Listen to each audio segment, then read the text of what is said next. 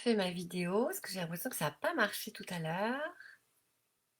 Si, ça marche. Pourtant, je suis pas sûre que c'est fonctionné tout à l'heure.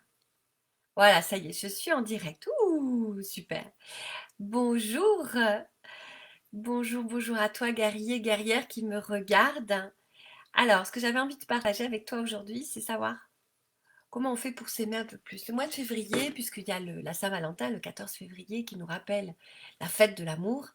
J'ai envie de te dire, c'est tous les jours qu'on aime et c'est tous les jours que tu t'aimes. Et donc, ce mois de février, c'est l'occasion de se chouchouter un peu plus, chouchouter un peu plus, puisque c'est le dernier mois avant le printemps. Hein. Mars, c'est le printemps et février, c'est encore ce mois où on est au chaud et on va se réchauffer encore de l'intérieur, ralentir pour se laisser encore une belle place. Comment on s'aime plus? À quoi ça sert de s'aimer plus? Je vais te donner quelques exemples. Nous, les hypersensibles, on a tendance à vouloir toujours faire plaisir, à vouloir toujours euh, aider les autres ou soutenir les autres.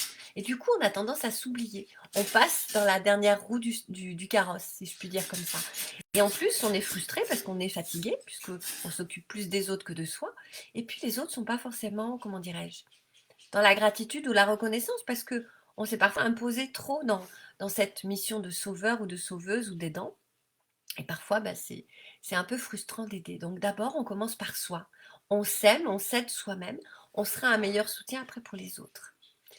Et on n'est pas responsable de ce qui se passe chez les autres.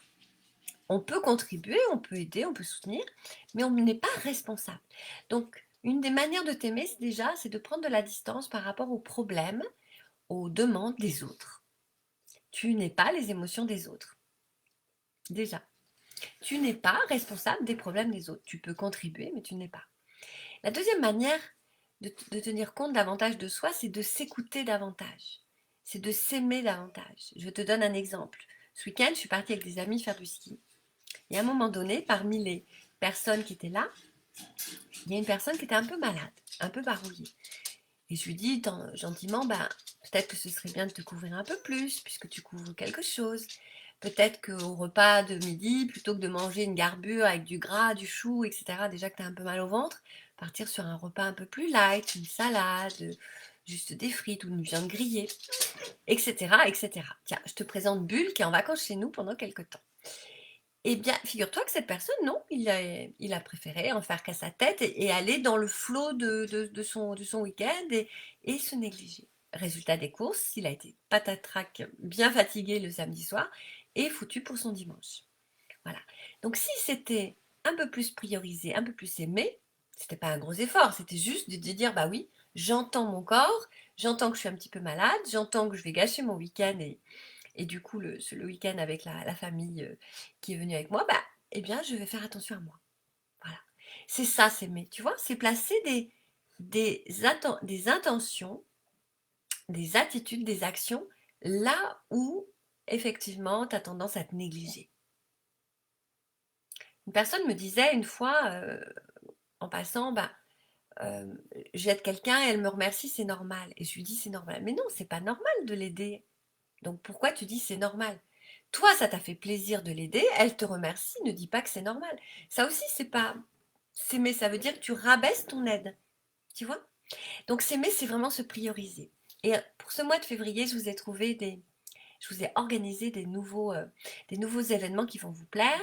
Arrive bien sûr la prochaine pleine lune avec une magnifique pause mentale qu'on va faire lundi soir en visio. C'est sur invitation, donc c'est lundi prochain dans 7 jours à 19 heures. Donc, guette les informations sur ce groupe. Tu vas apprendre à te détendre, à relier tes trois corps, à être à l'écoute de soi. C'est se réchauffer de l'intérieur, ce que je disais au tout début. Et en même temps, tu vas apprendre à écouter tes corps. Ça, c'est très intéressant. Ça t'évite souvent que la maladie s'installe plus fort, ça t'évite souvent que les émotions t'embarquent longtemps. Voilà, ça va te permettre de te réguler et d'être plus souvent en haute vitalité et vaincre la fatigue. Cette pause mentale, elle est géniale, vraiment. Et j'ai hâte d'y être lundi prochain. Dis-moi si tu veux venir. Je t'enverrai le lien Zoom. Tu vas le recevoir aussi par mail. Mais sois attentif et sois attentive aux informations. C'est lundi prochain à 19 heures. Un autre rendez-vous qui va être super sympa, c'est la masterclass que j'organise autour du sommeil et de la vitalité. On a un temps de récupération, c'est la nuit. Profitons de la nuit pour récupérer encore mieux? Comment je place de l'amour dans ce sommeil pour que mon sommeil soit un bon moment de réparation, de récupération et que le matin, je me réveille avant le réveil en pleine forme? Ça va être l'objet de notre masterclass du lundi 24 à 19 h aussi, en visio. Là, attention, c'est pas gratuit, c'est payant, mais c'est à tout petit prix, un prix tout doux, pour que toi, tu sois engagé dans cet événement-là. Je t'en dirai plus dans les prochains jours. Ce week-end, ce samedi, à 10h30, en présentiel à côté de chez moi, donc à côté de Toulouse, j'organise un yoga du visage. Le visage, c'est la représentation de ton âme. Si tu es tendu, si tu pas bien, si tu pas épanoui, ça se voit sur le visage. Donc on va explorer des postures, des souffles du yoga qui vont t'aider à paraître plus jeune, plus détendu et être vraiment ça. Et je vais te montrer des massages que tu peux faire en posture de yoga des mains. Tu verras, c'est super chouette. Tu gagnes en jeunesse et tu gagnes en tonus et en comment dirais-je? Attends, je l'avais noté. En muscle et on booste ta peau.